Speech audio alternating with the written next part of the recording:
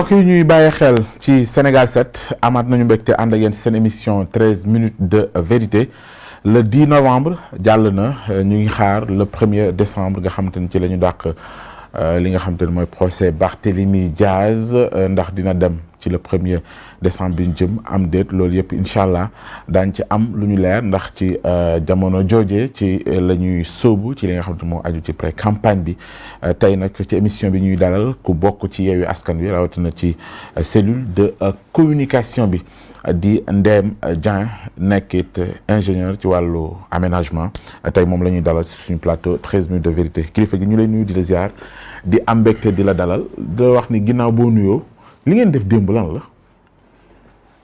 Merci beaucoup ci invitation bi ma invité maa ngi lay nuyu di la ziar di nuyu téléspectateurs yi nga xam ñu ngi seetaan di nuyu le peuple sénégalais di leen remercier di leen féliciter ci seen taxawaay di nuyu peuple de Yewwi Askan Wi ci taxawaay bi ñu am aussi démb pour accompagner notre frère et camarade le candidat Barthélémy Diaz ci coono yoo xam ni régime Macky Sall bëggoon na ko teg te loolu yëpp li koy wundum li koy firndeel mooy li amoon démb. Question bi nga posé mooy la amoon démb mooy lan. li amoon démb mooy dañu nekk dans une démocratie ndax Sénégal démocratie la bu yàgg ñu jëm ci ay élections territoriales yoo xam ni askanu Dakar ñoo war a tànn kan moo leen war a jiite. Le président de la République Macky Sall nga xam ne mooy le président de la coalition Benno Bokk Yaakaar décidé ni coalition Yewwi Askan Wi nga xam ni mooy la coalition phare de l'opposition boo xam ni moom lañ jàpp ni mooy une alternative crédible par rapport au régime de Macky Sall. ki ñu choisir muy candidat muy Barthélémy Diaz warul bokk ci élection yi en réalité c'est ça l'objectif de la majorité présidentielle bi loolu amee te fekk ñun xamoon nañ ko dans le passé ba anticiper sur ça bi ñu ko tabbee candidat ci mois de novembre passé ñu xam ni la date limite de dépôt des candidatures c'est le 3 novembre ñu daal di koy convoquer le 10 novembre pour bëgg sulliwaat loo xam ne amoon na yaa 10 ans pour jéem a xool nu ñuy def ba jéem ko éliminer sur le plan politique waaye Yewwi taxaw Barth taxaw tous les leaders de la coalition taxaw ànd pour porter combat bi ba démb ñu am ci ndam donc li amoon démb mooy y a une forfaiture boo xam ni le régime sur place bëggoon na ko def contre Barthélémy Diaz peuple Dakar waa porter ko coalition Yewwi porter ko ba tey ñoo ñu reculer sur leurs ambitions. am ndam mooy déjà nit ñi génn nañ ànd ak Barth accompagner ko leaderu coalition bi génn nañ ànd ak moom accompagner ko l'opinion publique nationale et internationale ànd nañ ak moom accompagner ko ba ñu mujj renvoyer le procès parce que bu fekkoon ne amuloon benn rapport de force procès bi ñu koy renvoyer boo fekk na génnagu leen seen kër. si génn na xam nga procès bi ñu koy renvoyer Barth était en route pour aller au tribunal. en route oui bien sûr mais xamoon nañ ni su yegsee dans ces circonstances bugguñu li amoon mois de mars amaatul Sénégal dañu hésiter. kon yéen da ngeen xamal loolu yëpp da nga bëgg wax ne calcul politique la acte yi ngeen posé démb yëpp du dara da ngeen def fekk ji nguur gi ci li ngeen jot ni lañ bëgg a def kon ay acte politique rek ngeen teg. effectivement xam nga yéen a ko tayoon ànd ci ni ngeen ko àndee ni ngeen ko defee. non du tey xam nga tey c'est pas la première fois ñu invité ñu convoqué benn responsable politique mu dem ànd ak i mbokkam ak i nitam. oui ji le président Macky Sall l'a fait bi ñu ko convoqué police centrale boobu il était dans l'opposition defoon na convoi ànd ak lu mat 60 véhicules donte bariwuloon ay nit demoon na. mais combien de fois la Barth dem wuy ji ci coowal. ci affaire Ndiaga Diouf bi te deful tolle bi. c'est différent xam nga l'affaire de Ndiaga Diouf pour man Barth tey Macky daf ko amee njukkal. oui Barth dafa bokk ci nga xam ni le président Macky Sall dafa doon décorer Barth bokk na ci li gën a tax alternance am en 2012 ñun ñu ngi woon au Parti démocratique sénégalais. Vous n'êtes pas gêné quand vous parlez de ce dossier-là? Non, jamais de la vie. Vous n'êtes pas gêné? Jamais de la vie. Alors que xam ne Ndiaga Diouf li ko faat. Jamais de la vie. ña ko yónni woon ñu ngi bàyyee ko woon ci seen permanence jamono jooju ñu ngi ànd ak Macky Sall. Ils ont ña pas ko dans yónni woon l'opposition. Oui. ñi yónni woon Ndiaga Diouf. ñi ko piloté woon ce dossier-là ñu ngi ànd ak le président Macky Sall aujourd'hui. Ah bon? Ah, bien sûr. ñan la? waaw non attendez j'arrive buñ ci yegsee daal mën naa la ko wax ñun dañu nekk dans un parti ñu ngi woon au Parti démocratique sénégalais nekk dans les instances des jeunes le bureau exécutif national du JDL. nekk SG de CLF. Donc on s'est battu pour Abdoulaye Wade, on s'est battu pour la démocratie, on s'est battu pour des principes. Barth était le seul opposant entre 2009 et 2011 bu amoon fit ak courage affronter le régime de Wade. C'était le seul, il y a pas personne d'autre.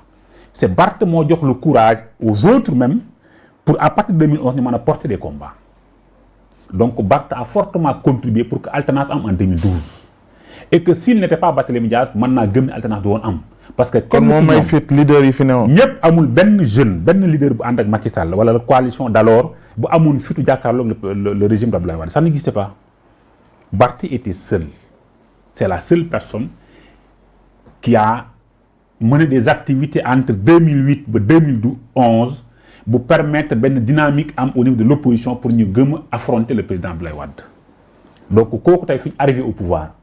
kon loolu expliqué le fait que ñu ne. dañ ko war a décorer doo nga fa newoon jamono jooja nañ fexe nu ñu ko faagaagale. xam nga nous sommes tous des politiques.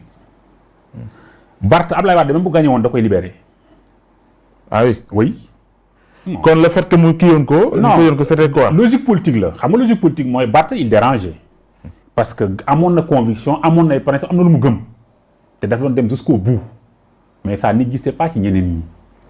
léegi ñu ko arrêté yóbbu ko Barth prison su Abdoulaye Wade gagné woon dafay libérer Barthélémy Dias en réalité. parce que Abdoulaye Wade gentleman la sur le plan politique aussi am na détails yoonu ci dugg. moo tax Macky Sall bi mu gagné mu investir Barth liste. Macky pour vous rappeler mooy premier leader bu njëkk a dem kër Jean-Paul Diaz. ouais. pour wax officiellement et publiquement que Barthélémy Dias dañ ko attaqué dañ ko tooñ. dañ ko fekk mairie attaqué ko mu def légitime de défense. keneen ku mu nekkoon itam nga ne sa mairie ñu ñëw tu fais. mais nga ne ñi ko yónni woon. donc loolu mooy li am oui. bu ma leen ñi ko yónni woon mooy jamono ñooñu ñi doon piloter les calots bleus du parti démocratique sénégalais. yoroon la sécurité de la campagne électorale. ñu ngi ànd ak le président Macky Sall tey. donc ñooñu nekkatuñ dans l'opposition nekkatuñ même ci PDS. donc bu amul mooy frange bi génn ci PDS bu yàggul dara. bien sûr ñooñu ngay junj. waaw non du pas bu yàggul du ma tudd tur. mais on sait li ma xam ma jari je te dis. ñi jógee fële. non mën na bañ a sax doon ñoom. mais ñamu doon xam nga un parti dafa yaatu. responsabilité dafa bëri. mais ñun ñu nekkoon au cœur du système.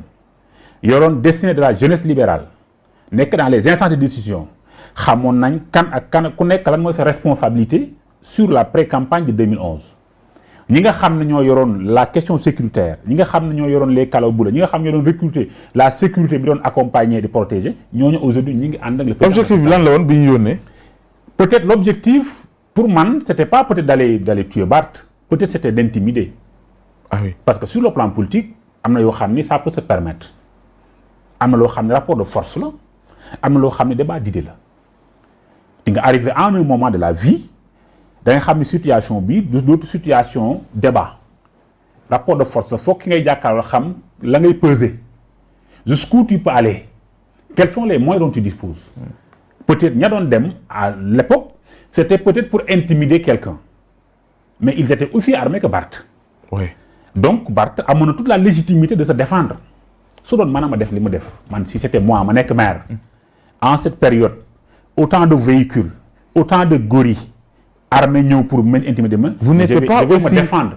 vous n'étiez pas aussi à l'aise ci jamono jooju bu ngeen ko doon défendre que léegi. non si entre jeunes on était très à l'aise xam nga aussi loolu politique dafa am li ñuy wax gentleman agreement su xeex waree xeex leen bu fekkee ni moo fa sës mën na arriver su fekkee c'est un débat il faut amener des idées pour convaincre.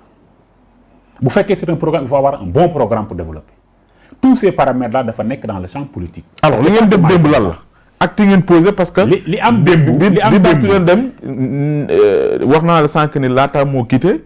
ci lañ ko xamal ne ko renvoyé nañ ko yow jéem nga maa weddi loolu waaye ba tey mën naa la ko nangu. man la may wax am na fu ma ko teg parce que la may wax am na fu ma ko teg.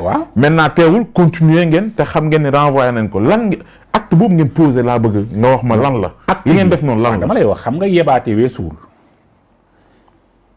Barth déposé candidature am pour la ville de Dakar nga convoqué ko une semaine après pour une question boo xam ne c'était en depuis 2011 c'est-à-dire que 11 ans après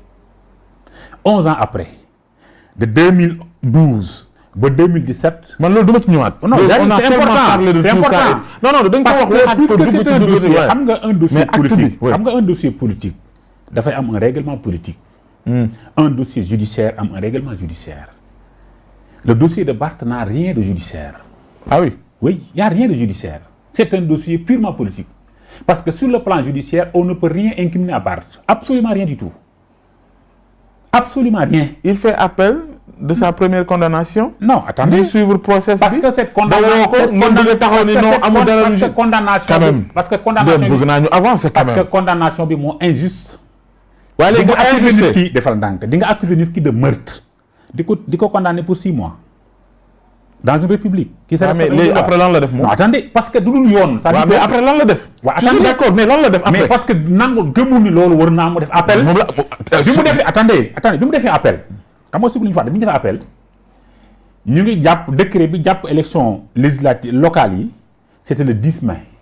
c'est le décret numéro 2021-565 du 10 mai 2021. Le 10 mai le président de la République génn décret jàpp la date des élections locales pour le 23 janvier 2022. bi mu jàppee la date des élections locales le 31 janvier au mois de mai xam nañ ni le 3 novembre mooy la date limite des dépôts des candidatures pour les candidats. C'est à partir du 10 mai qu'ils ont calculé pour convoquer Barth le 10 novembre. Ah oui. Oui. Comment ça? Non, parce que xam nga dañu la 85 jours avant le scrutin. bi ñu defee calcul bi ñoom bi ñu jàppee la date des élections pour le 10 mai ci lañ décidé à partir du mois de juillet convoquer Barth le 3 novembre. Parce qu'ils savaient que par rapport à l'appel le 3 novembre Barth va déposer sa candidature. pour la ville de Dakar. La kon da nga wax ni li nga wax ni président Macky Sall dafa toog ak ay ñoñom.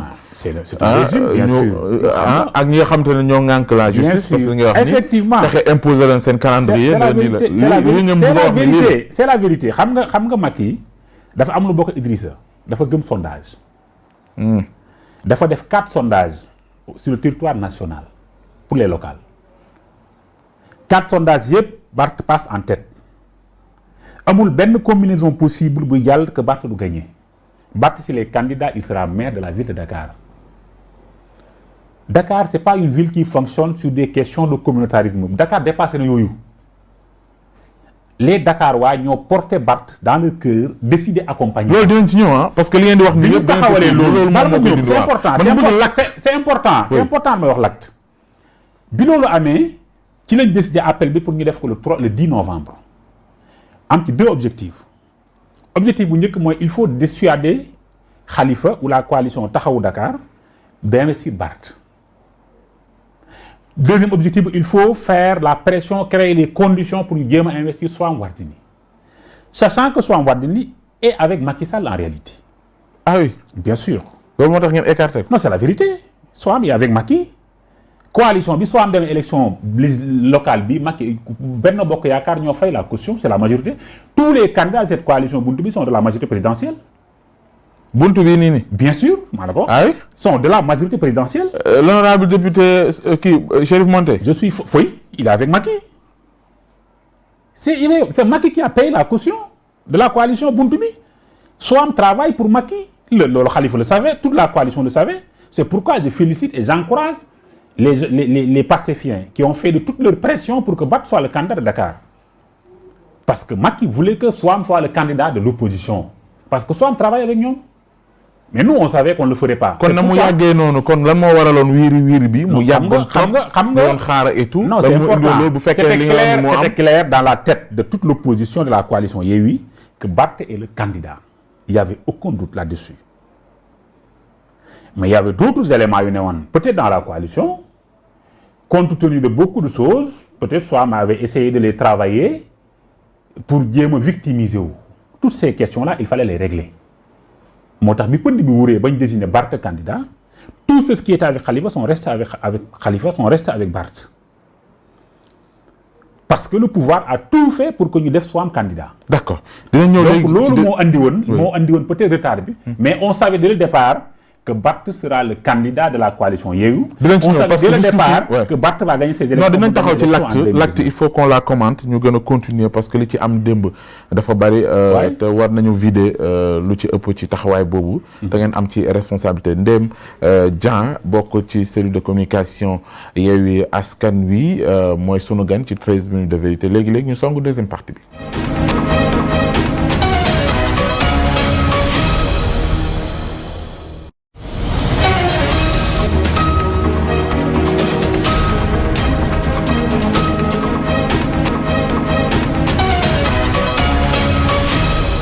ci seen émission 13 minutes de vérité deuxième partie ñuy ànd ak Ndem Dieng di ki bokk ci cellule de communication coalition Yewwi Askan Wi ba tey ñu ngi ci acte bi ngeen posé démb ak li ci am yëpp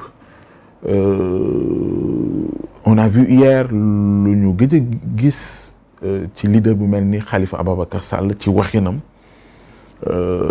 mel ni ku weddi lañ ko joxoon ci ay garantie ci bi ñu yóbbee kii di Ousmane Sonko Barthélémy Diaz ak Malick Gakou fële ca camp Abdou Diassé ngir calmer les ardeurs waxoon ne bu ñu ñibbee dinañu leen ku ci nekk conduire sa kër mu ñëw def point de presse appel à la mobilisation ñu gis démb ci VDN bi ak un peu partout c'est ça résister lii ngeen jàpp ni mooy l'acte politique qu'il faut poser te nee ngeen du ngeen ci génn parce que on a entendu Ousmane Sonko wax ni nii lay demee ba 2024 Barth waxaat na ni dootul dem wuy ji et que fi mu ne nii da ngeen a poser ay actes yu jëm ci maanaam du ngeen ci lekk da ngeen koy xajamal tous les coups sont permis c'est ça le message. Pas ça le message. Nous sommes des adeptes de la paix. La paix et la stabilité du Sénégal ñun ñëpp la incombe rawatina nous les jeunes dañu bëgg Sénégal bokk ci réew yi ñuy roy ci démocratie yi ñuy roy ci développement yi ñuy roy ci taxawaay suñu mission c'est pas déstabiliser ce pays parce que ce pays nous appartient amuñu dul Sénégal tout ce qu'on peut faire c'est de tout faire pour que Sénégal bokk ci réew yi ñuy nangu ci à tous les niveaux. Ce que vous avez fait hier. Maintenant attendez xam nga nous sommes nekkuñu ci royaume nous sommes dans une république est régie par des textes et des lois. Démb ce qui se passe c'est très simple bi ñu leen jàppee arbitrairement parce que dañ doon ñibbi seen kër. ils ont été arrêtés bien sûr. bi ñu jógee Medina dañ doon ñibbi. non ñoom kay pare wu ñoom pour ñibbi. bi ñu génnee dafa amoon luñ bëggoon. non dañ doon ñibbi si dañu dëpp pour ñëw ñibbi seen bay tolloo Kuréel fa la ñu arrêté jàpp leen. bi Khalifa demee puisque ñun ñëpp seen grand la parce que Khalifa il est dans les affaires depuis 1985 am na expérience am na responsabilité.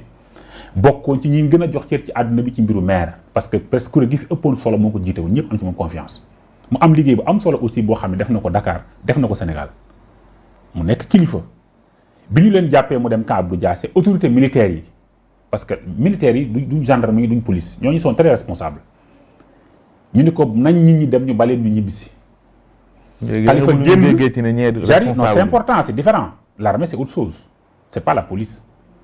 bi mu ko waxee ba nit ñi génn mu wax ko nit ñi ñibbi ñu ñëw pour xaar leen séjour Déthié Fall pour def point de presse ak ñoom Sonko woowaat Khalifa ñu informé ko que notifié nañ leen seen arrestation parce que procureur bi da cee autosaisir donc le procureur a décidé de les arrêter pour les mettre en mandat de dépôt c'était ça son objectif à partir de ce moment la donne va changer. mooy donne bi changer mooy. nañu gën taal. question de œil pour œil la dent pour dent parce que devant toute loi injuste nul n'est tenu de respecter les lois sont respectées bu fekkee sont justes mais su fekkee ni y a plus de loi kenn ku nekk moyens yoo am conventionnel ou non conventionnel tu les utilises pour défendre. non conventionnel. même bu ñu taxaw foofu. c'est ça noonu ngeen di réfléchir. c'est conventionnel tant que la loi est respectée. non moom laa la wax. je suis formel c'est conventionnel tant que la loi est respectée. Mais si la loi n'est pas respectée. am ngeen yeneen yoon yu ngeen jaar attendez non il y a pas d'autre non. xam nga soo génnee la loi les forces de défense et de sécurité sont sous les ordres de la majorité présidentielle. ah oui. yoruñu police yoruñu gendarmerie yoruñu armée te problème bu ñu am donc moom mi ñu fal muy président de la République moo am intérêt à ce qu'il y ait stabilité dans ce pays. bi mu amee les gens ont dit mais il y a plus rien à attendre puisque c'est une injustice qu'on veut mettre. Mais il faut utiliser tous les moyens possibles faire appel aux populations pour ñu défendre. même non conventionnel. c'est-à-dire mooy acte bu ngeen posé démb ñu gis ko parce que bi ngeen paree seen déclaration Khalifa muy Déthié wax li ñu wax ba pare nga dégg ci seen wax ñu ne on prend nos responsabilités di wax naan je pèse bien mes mots xam nga yooyu génn naan na ci seen i kàddu. effectivement di wax tamit dégg nañ ku mel ni Barth Ousmane Sonko di ko wax. duñu ay nit yu violent waaye c'est-à-dire mooy ni li ngeen di wax it yéen a ngi sóoraale ni mën nañu leen coller motif yu ni mel kon arme non conventionnelle mooy li ñu gis démb. xam nga aussitôt ngeen wax ko gars yi wàcc sur le terrain commencé. non dama lay wax xam nga kenn ku ne moyens yi nga disposer ngay utiliser Ousmane Sonko bu amutoon ñu ko xeexal heure bii mu nga kaso ñu ko yóbbul añ ak reer et injustement lañ ko doon arrêté pour des calculs purement politiques Khalifa Sall wala Karim Wade bu ñu amoon ñu doon xeexal à l'époque ci dynamique bi duñ dugg kaso parce qu'ils ont été injustement arrêtés, emprisonnés et écartés sur le plan politique. Ça, c'est des moyens non conventionnels que l'État a utilisés. Parce que les moyens conventionnels, c'est de respecter les lois et les règlements du pays. Donc, l'opposition, moyen bu mu am pour xeex ay droits am dafa utiliser moyen bu ñu am ñun yoruñu justice yoruñu police yoruñu gendarmerie. lu ngeen am la population. le peuple sénégalais. naka ñooñu la ñu am. non ñooñu attendez c'est important ñooñu ñoo mën a porter un combat pour am ci ndam mais seulement des politiciens ne peuvent pas porter un combat ñoom rek am ci ndam. même ce qu'on a vu dafay fekk ni le peuple ànd ci loolu pour ma am bu ñu bëggoon injustement arbitrairement arrêté leen mais moyens yu ñu am mooy wàcc ci mbedd mi wane suñu naqar wane suñu mécontentement jëfee ko nu ñu ko mën a jëfee def le maximum de pression possible pour que état bi reculer. kon le fait que mu ñàkk a dëpp même en sachant que ni renvoyé nañ procès bi. c'est un acte politique. non qu'est-ce que lan ngeen bëggoon a wane noonu bi mu ko xamee dafa dëpp parce que bi mu koy xam. mi ngi woon au niveau de la Médina. bu insulter suñu intelligence. j'arrive xam nga yebaate weesu communiquer tamit nañ communiquer vrai. waaw je comprends j'arrive xam nga le procès est politique et purement politique. Dans une démocratie qui se respecte bu ñu nekkee ci période électorale doo laal dossier politique. waaw loolu c'est commentaire parce que loolu. mais ce commentaire man li may wax mooy ni le fait que ngeen xam ko def leur choix. non man li may wax ndeyam laa bëgg ci nga ñëw ci. mais c'est important. waaw non loolu laa bëgg nga ñëw ci. ba léegi yaa ngi wër. mais c'est normal man yooyu yëpp waxuma sa commentaire et tout li ma lay wax mooy. nous sommes le fait que bi muy quitté di dem xamal nañ ko ni ku baax renvoyé nañ procès bi mu ne du arrêté dafay continuer loolu laay wax. ba bi muy quitté xam ko forcing boobu lan la. c'est en cours de route. c'est en cours de route que lañ ko la koy avocat am informé que renvoyé nañ le procès. taxul mu taxaw parce que partie civile ñëwuñu. taxul donc la faute c'était pas lui. mu fekkoon mu ngi dans une benn dynamique de dem après mu jaar Médina pour départ ñibbisi. c'est tout à fait normal loolu pour lan la. yooyu yëpp ngeen ci def cirque boobu yëpp. il y a pas de cirque. il y a pas de cirque parce que on communique avec l'opinion.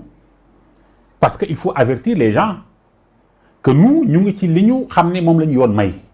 ñu ngi ci lépp loo xam ne dafay ñoŋal Sénégal ñu ngi xam ni lépp loo xam ne dafay dem ci stabilité réew mi su fekkee ni nag tous nos droits et devoirs tous nos droits sont bafoués mesures yu ñu jël pour répondre à ça bu ñu ko jàppee une violence bu ñu ko jàppee ñu ñëw pour saboter bu ñu ko jàppee ñu ñëw pour taar réew mi nañ jàpp ni c'est des patriotes ñu gëm seen réew bëgg la paix bëgg la justice bëgg la stabilité mais ñu pare pour xeex seen àq ak seen yelleef parce que peut-être Macky Sall loolu la xam.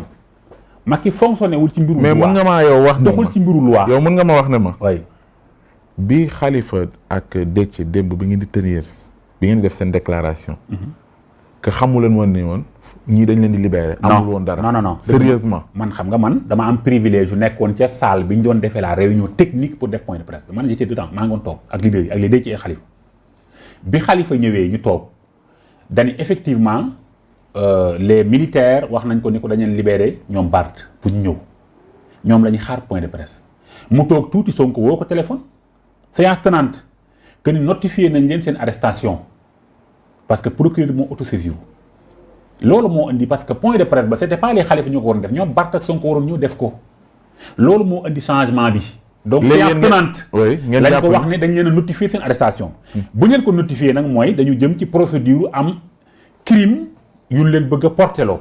parce que bul fàtte ni jamono yële passé. mais c'est votre responsabilité yéen a woote. non attendez mobilisation da ngeen di ànd. non ngeen trouvé ordre public ngeen def ci yoo xam ne dafa ànd seen responsabilité yéen léegi kon. li ngeen bëgg a xeexee mooy ni mais dafa ndànk doo ma bëgg wax ne ma démb li ngeen def yëpp amu ci dara loo xamante ni seen responsabilité te ñi fi nekk ngir doxal yoon. amul lu illégal ngeen bëgg a def force amul lu illégal teg pression ci seen kaw pour que li ñu bàyyi leen def attendez amul lu illégal ñu convoqué la nga di un leader public d'opinion ne un candidat de Dakar c'est tout à fait normal nit ñi dañ lay accompagner tali bi nga jël jaaroo feneen pour dem wuti tribunal qu'est-ce qui est illégal là dans ça. léegi ñooñu bu ñu leen notifié pour xool léegi seen responsabilité ngeen ne loolu du fi. il y a responsabilité par rapport à quoi. mais ce qui s'est passé hier. qu'est-ce qui s'est passé hier. ah bon ah oui. xamoo li xew démb. lu xew. li xewoon démb nii. li xew démb lan la ay nit di dem ay forces de l'ordre kar leen attaquer leen gazer leen loolu moo xew la responsabilité au niveau de la sécurité ce n'est pas à ñoom ñoom demuñu sànni leen xeer. demuñu toj demuñu taal dañu newoon ci yoon di dem la sécurité ñëw barricade empêcher leen fi ñu war a jaar gazer leen jàpp ci ñoom les responsables comme Malick Gakou qu'est-ce qu'ils l'ont fait avec tout ce qu'ils représentent dans ce pays. il le savait.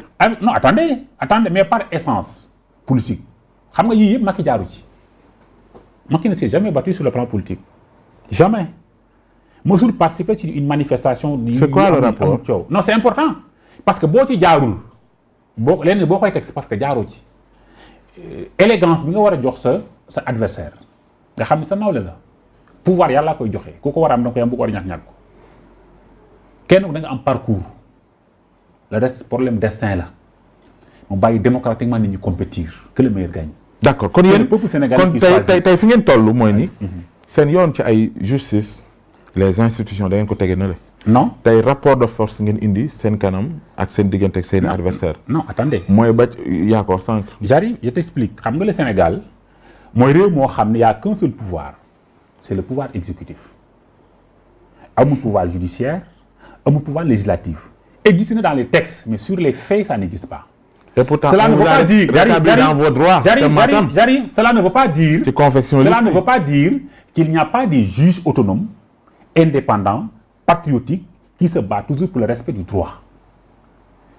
Tous les juges il faut bien regarder gis nga fépp foo xam ne les juges c'est des jeunes wala ñu yem génération egguñu âge retraite ils appliquent le droit mais tous les dossiers purement politiques. ñi ñu koy confier c'est des gens yoo xam ne soit ils sont à la retraite ñu maintenir dans leur poste soit il leur reste 1 an ou 2 ans ñu am problème de carrière c'est-à-dire que ay pas màgget la yoo xam ni c'est quelques vingtaines ñu ne dans la justice. ñoom nga jox dossier yooyu pour ñu yàq deru la justice. ah oui oui c'est la vérité mais ñi nga xam ni ce ne sont pas des carriéristes les magistrats c'est des énarques ils font partie des meilleurs de leur génération. donc am na fu ñu jaar am na respect bu nit ñi am ci ñoom képp koo xam ne jaar nga école jàng nga administration xam nga ni c'est des gens qu'on doit respecter moo tax si on applique le droit nous on savait que bu ñu defee recours cour d'appel si on applique le droit dañuy jàll. mooy ci liste ñu rejeté woon parce que dafa am texte yu ko tënk. mais dafa dànk xam nga dafa am tamit lu leen di échappé. te du ngeen ci bañ di ñëw. muy lan mooy appel bi Barth def moo tax mbir yi continuer nii. c'est-à-dire dama bëgg yow nga wax ma le fait que ñu respecté appel bi pour yeggali acte bi yéen convocation bi ñu def le 10 novembre bi moo leen ci dérangé wala lan la c'est-à-dire yéen da ngeen a bëggul procès bi comme moom ni mu bëggee ñu setal ko parce que neen jusqu'ici lañ koy tuumaal defu ko moo tax mu def appel ba ni 25 millions bi du ko joxe c'est-à-dire moom gëm na ni liñ koy tuumaal defu ko in fine yéen lan ngeen bëgg kon. li ñu bëgg c'est très simple c'est-à-dire que procès sax moo fa amut. xam nga lay vérité mooy lan li indi problème bi. procès amul. attendez xam nga leen problème bi il faut pas partir de 2021 il faut partir de 2011 Barth était en prison bi Macky Sall est arrivé au pouvoir ñu dem investir ko génne ko prison sans jugement. def ko député Macky Sall c'est lui et Tanor ñu ko def ko député ànd ak ñoom ci coalition xam nga kañ lañ wax procès Barth en 2017.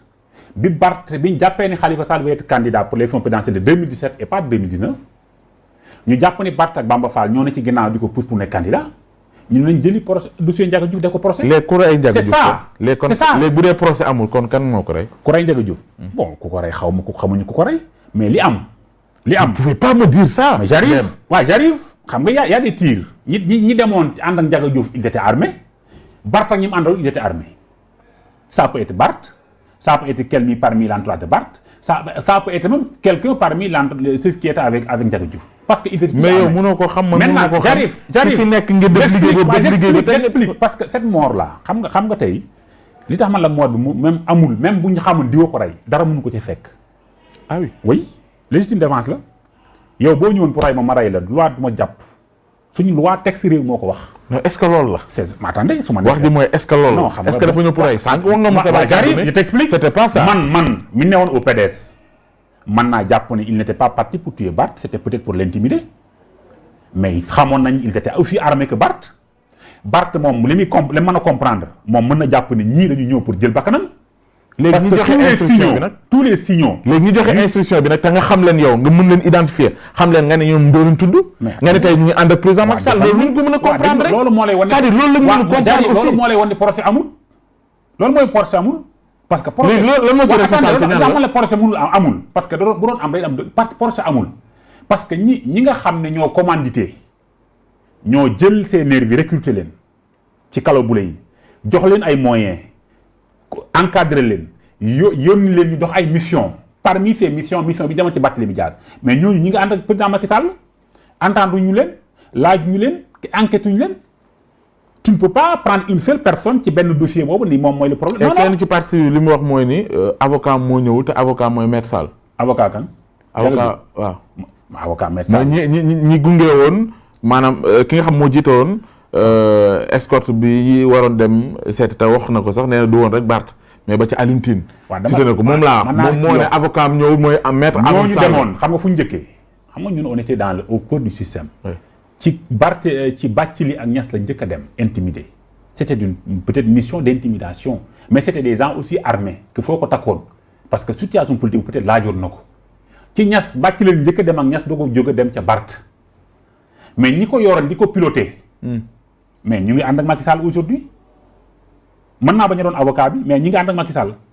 waaw parce que ñi fi génn dem ci Macky bëri nañ yaa Oumar Sarr bëri nañ yaa Farba Senghor Omar Sarr newutoon ci yaa Farba Senghor waaw dama lay wax rek yaa Serigne Mbacké Ndiaye waaw je sais dama lay wax man je sais ñoom xam nañ ñi ko def te am na ñaar ñu ma tuddal nga ne ma du ñooñ waaw dama lay wax ma am ñaari ñeneen ñu mu tudd Omar Sarr bokku ci moom là en toute sincérité dinaa fait partie waaw loolu la ma ni am na ñaar ñu ma tuddal nga ne bokkuñu ci waaw dama lay wax ma am ñeneen ñaar ñu ma tuddal nga noppi ca waaw dama lay wax bon je rentre pas dans le détail d'accord parce que voilà je sais li xam daal mooy ñi yore nguur gi xam nañ ña fa demoon ñaata lañ d'accord ku leen yónni dispositif bu ñu yoroon ban protection lañ amoon mission yu ñu doon doxi nag ça c'est autre chose l'appréciation dépend ci kiy dem ak ka muy fekk. kon da nga jàpp ne procès pour mu am il faut que ñooñu it ñu woo leen. foofu procès mënu fa am procès justice judiciaire logique parce que pour mu am ñi mu concerné du ñu ko mës a convoqué. ndax la. bon c'est parce que c'est une logique parce que bureau politique la. mooy ne ñu ngi ànd ak Macky duñ leen. oui on ne convoquera jamais. c'est ça la vérité donc il faut Barth Macky da ko war a décorer. parce qu'il a fortement contribué pour que mu arrive au pouvoir. d'accord amul benn jeune bu nekk biir majorité présidentielle. kenn lañ ma. maintenant le 1er décembre neen du dem loo ci tontu ñu jeexale foofu. bon foofu àggagu fa. xam nga boo dégloo démb le discours de Sonko. oui dafa jox deux versions. su fekkee day dem wala su fekkee demul. day dem ak du dem c'est l'appréciation personnelle de Barth avec ses avocats mooy décider est-ce que dafay wuy ji wala du wuy ji loolu àgguñ ci suñ ci àggee mënu du wuy ji. il aura le soutien de toute l'opposition de Yewwi ci dynamique bi mu ne su waree wuy ji il aura le soutien de toute l'opposition ci dynamique bi mu ne. d'accord donc dans tous les cas de figure l'appréciation bi bu ñu ci eggee rek position bu ñu ci jël mooy déterminer la. te fii ak ba 2024 comme il a dit Sonko c'est ça vous maintenez le cap. mais c'est évident. d'accord vous savez pourquoi parce que on sait que 2024 c'est une élection sans président Macky Sall c'est une élection boo xam ne bokku ci et que amul benn lieutenant bu mu am bu mën a jàll. et que xam na ne quel que soit le format c'est l'opposition qui va prendre le pouvoir en 2024 mais il veut cibler ñi mu bëgg ñu jàll ak ñi bañ mu jàll ñi nga xam ne jàpp nañ ni pour moom c'est un danger il va tout faire de son pouvoir de façon conventionnelle ou non conventionnelle pour les écarter maintenant nag si l'opposition n'est pas debout organisée et structurée mën na ko réussir mais si l'opposition reste debout structurée et organisée du ko réussir et que en 2024 c'est un tournant décisif parce que le peuple sénégalais va choisir et que le changement est imminent et que ce changement-là c'est à partir de 2022 loolu moo waral dans la quasi-totalité des collectivités territoriales vous voyez que des jeunes cadres yoo xam ne ñoo dem nekk candidat dans leur commune am ay ambition pour porter ce flambeau Macky Sall sachant que beaucoup de ces maires n'ont pas de bilan par conséquent ils ne seront pas reconduits il crée des conditions pour invalider des listes parce que l'administration territoriale bu fàttee dafa am deux catégories. fa la ñuy jeexale. il y a des énarques. ñoo xam ne ñii vraiment quoi qu'on puisse le reprocher war nañ mën a am benn éthique pour doxal. il y a d'autres qui ne sont pas des énarques qui sont recrutés c'est des enseignants qu'on en fait des sous-préfets qui étaient des militants recrutés par un ministre de l'Intérieur qui agit sur des ordres politiques de quelqu'un d'autre. c'est les deux niveaux mais li ma ci gën a neex peut-être mooy entre les deux il y a des jeunes magistrats.